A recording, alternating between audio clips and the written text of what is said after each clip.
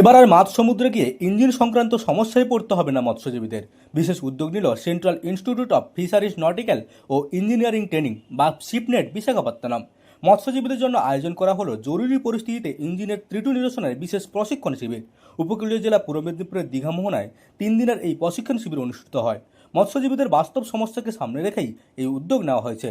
অনেক সময় মৎস্য শিকারে গিয়ে মাঝ সমুদ্রে ইঞ্জিন বিকল হয়ে পড়ে নৌযানের, বিপদের মুখে পড়েন মৎস্যজীবীরা।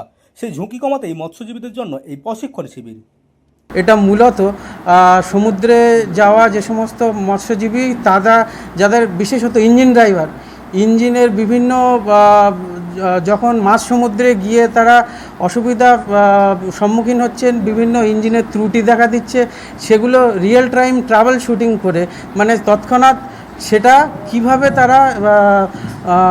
তারা সারাই করে তারা গভীর সমুদ্র থেকে কিভাবে ফিরে আসবেন সেটা সম্পর্কে ইঞ্জিনের বিভিন্ন দিকগুলি নিয়ে এখানে এই কর্মশালায় আলোচনা করা হচ্ছে। এবং প্রথম দিন 50 জন প্রশিক্ষণ পেয়েছেন এবং পরবর্তী 3 দিনে 25 জন এবং মোট 75 জনের মৎস্যজীবীদের আমরা এখানে তাদের প্রশিক্ষণ কর্মসূচি সম্পন্ন করলাম। ভারত সরকারের PMMSY প্রকল্পের অধীনে এই প্রশিক্ষণ শিবিরের আয়োজন করা হয়।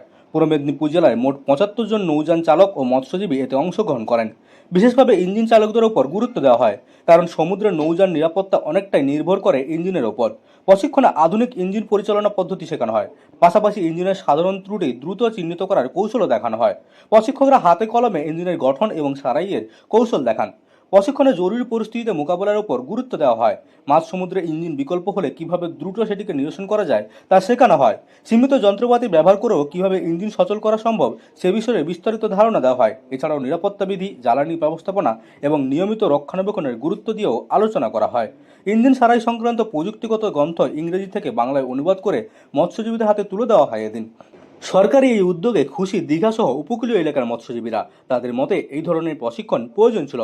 সমুদ্রে কাজ করতে গিয়ে তাদের প্রাণের ঝুঁকি কমবে বলে আশা করছেন। প্রশিক্ষণ শেষে অংশগ্রহণ হাতে হাতে শংসাপত্রও তুলে দেওয়া হয়। শিপনেট বিশাখাপত্তনমের আধিকারিক সুদীপ্ত মণ্ডল বলেন, দক্ষতা বৃদ্ধি ও নিরাপদ মৎস্য শিকারে নিশ্চিত করতেই এই কর্মসূচির মূল লক্ষ্য।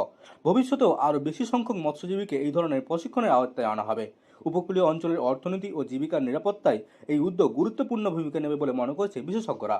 পূর্ব মেদিনীপুরের দীঘা থেকে মদন মাইতির রিপোর্ট, লোকাল 18 বাংলা।